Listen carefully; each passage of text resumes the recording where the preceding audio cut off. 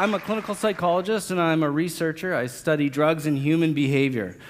So I'm really interested in who uses drugs, what drugs they're using, why do they use them, and what are the consequences for mental health. And like a lot of people in the past couple of years, my team and I have been turning our attention towards cannabis. And we've conducted a series of studies of medical and recreational cannabis users.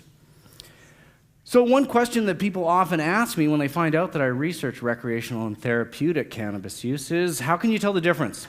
What's the difference between recreational and medical use? And I think that's a great question because it raises some really important issues about just how porous the barriers can be between well-being, health, and pleasure. And I don't think there's really an easy answer. I don't think there's going to be one sort of objective criteria that we can use to distinguish medical from recreational use. There are people out there who have conditions that respond very well to cannabis-based medicines, and they might still use cannabis a lot of the time because they like the way it makes them feel.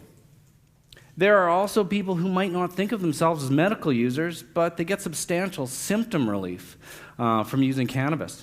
People with back pain who smoke a joint before they go to bed and find that they can get through the night with a good sleep, undisturbed by pain, even though they're having a bit of a flare-up. But for a lot of people, it is clear-cut. They have serious and severe symptoms and illnesses that they treat effectively with cannabis and cannabis-based medicines. And they don't like the feeling. It's an unwelcome side effect. For a lot of people, it's both. They treat very legitimate symptoms using cannabis medicines, and maybe they like some of the other aspects as well. But whether it's recreational or therapeutic or both, what we do know is that a lot of adults in Canada choose to use cannabis.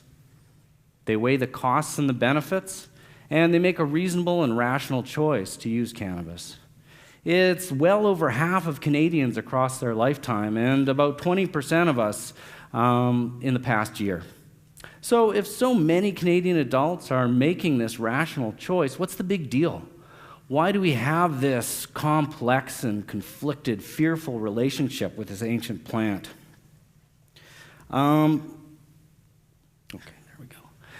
And I think that's really the important question. How did we get where we are today?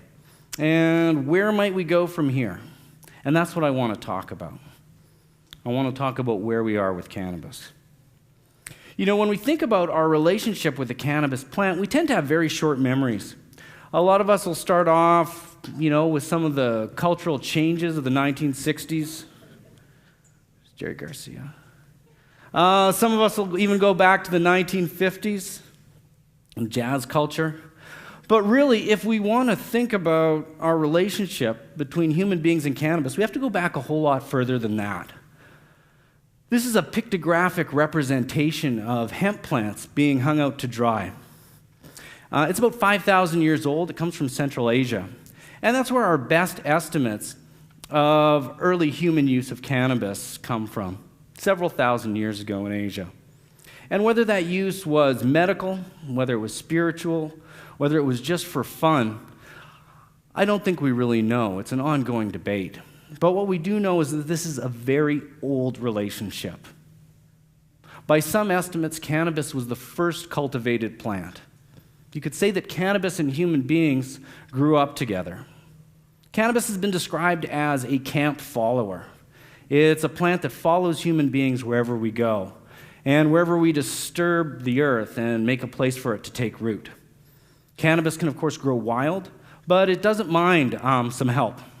And for most of our many millennia-long relationship, we've gotten along pretty well. Even as recently as just a little over 100 years ago, Queen Victoria was using cannabis extracts for therapeutic purposes. But like any long relationship, there have been ups and downs. And cannabis and human beings had a bit of a falling out around the 1930s. That's when you first see the term marijuana become popular. It was a term that was coined by cannabis prohibitionists to make the familiar cannabis plant seem foreign and scary. That's why I don't favor that term. I like to think that my great-grandchildren won't recognize it. And if they do, they'll laugh when they hear marijuana. And I'm pretty sure that they're going to look back on our current era as a strange and confusing time of misunderstanding. So, since we've had this falling out, cannabis and people, how have we both fared? I mean, we're both distinct species with our own biological imperatives. So what has this interspecies battle meant for people and for the cannabis plant? It's been noted that the psychoactive resin of the cannabis plant, the part that has most of the medical properties, the part that people use to get high, it's been proposed that that evolved to protect and cool the seeds. And that's certainly true.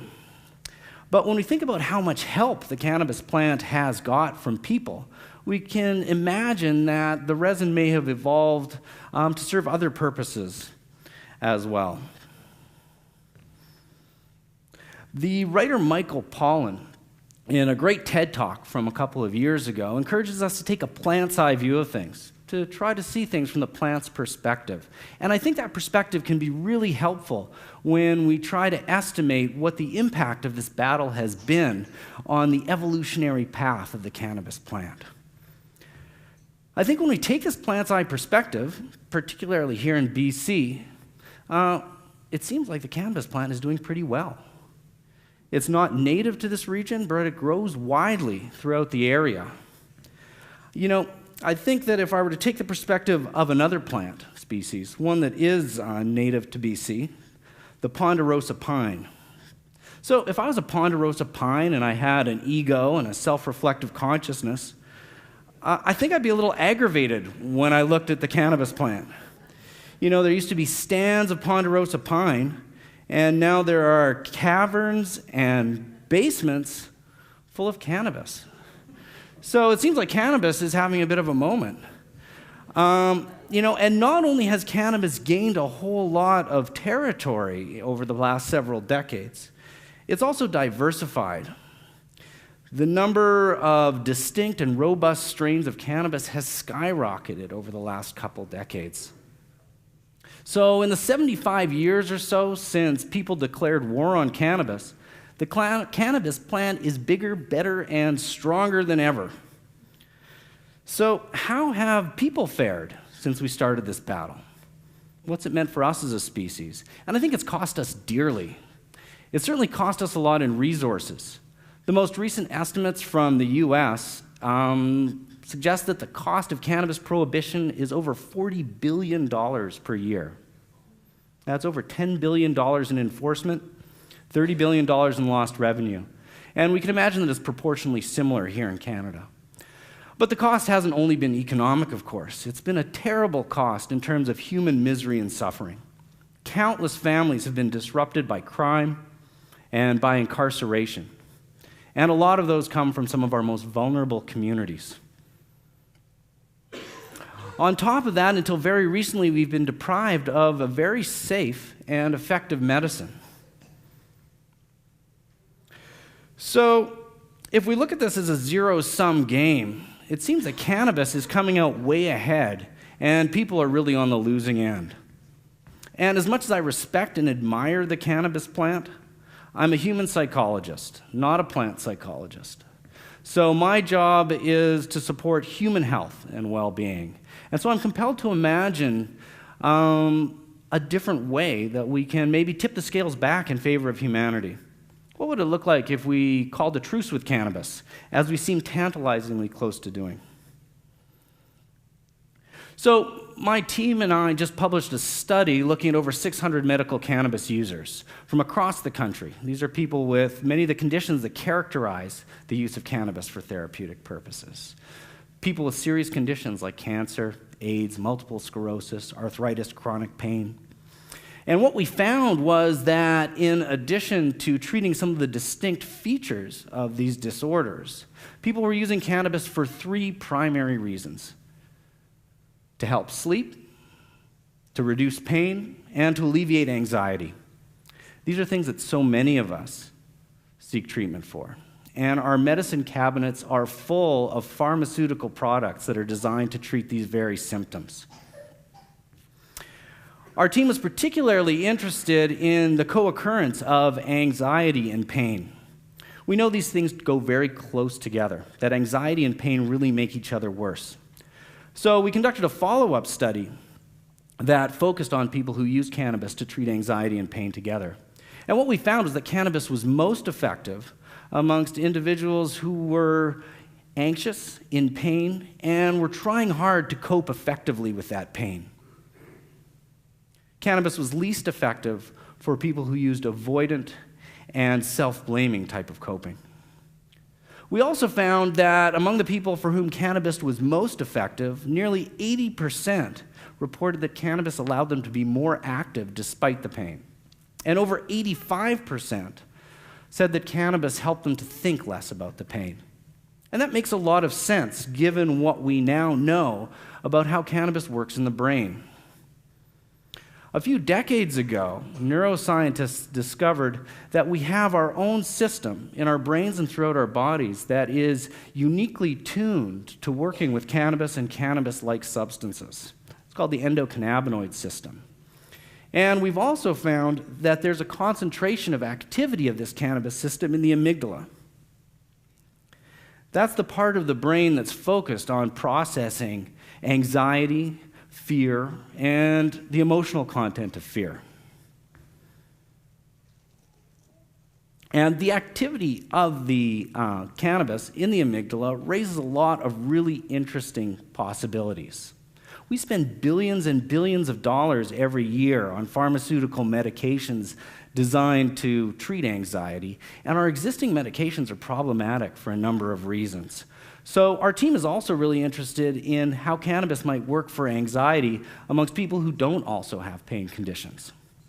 We just wrapped up a study led by my student Kim Crosby looking at anxiety, cannabis use, and psychological well-being amongst college students. And we found something that was pretty surprising, something that runs counter to what you might expect to see in studies of substance use and mental health. The frequent cannabis users in our study, those who used cannabis 2 or more times a week, were less anxious than the non-users, and they were less sensitive to the anxiety that they did have. They worried less, and they worried less about their worrying. So maybe if we can make peace with cannabis, it can help us to start make peace with ourselves, at least for some people. I think it's worth looking into. So if we can start to see cannabis as a tool for assisting with our mental health, what's next? Well, the best studies have yet to be done. Studies that side by side compare cannabis with other popular medicines to treat anxiety. And the reason those studies haven't been done is largely due to barriers that have been set up by governments over the last couple decades as part of the war on drugs. Fortunately, this is all starting to change. Just a few weeks ago, the United States Department of Health and Human Services gave a green light to the first clinical trial of cannabis for the treatment of post-traumatic stress disorder, one of the most severe and debilitating of the anxiety disorders. So it's a very exciting time. And if we can start to use cannabis in this way, what's next? I think there are a lot of other plant medicines that we could make peace with and that might help us with our well-being. Among the most promising is psilocybin, also known as magic mushrooms. A recent study found that just a few treatments with psilocybin help people reduce anxiety and depression when they're dealing with terminal illness. There's also an ongoing study looking at the effectiveness of psilocybin for treating obsessive-compulsive disorder. So this is a really exciting time for those of us who are interested in the psychotherapeutic potential of ancient plant medicines like cannabis, like psilocybin, like ayahuasca. There's new studies coming out all the time, and the rate of discovery is accelerating rapidly. What this might mean in a more broad sense is that in the coming years and decades, we may have access to some of the very same medicines that our ancestors used effectively for millennia. It might also mean that we might be able to start to address some of our mental health concerns using our gardens or greenhouses. And I think that in itself could be tremendously empowering. It could also help us to reduce the tremendous environmental cost of producing and disposing of tons and tons of pharmaceutical products into our land and water. And finally, I think it means that the drug talk we're going to have with our kids will be a lot more fact-based and straightforward than the drug talk that many of us got as kids. Thank you very much.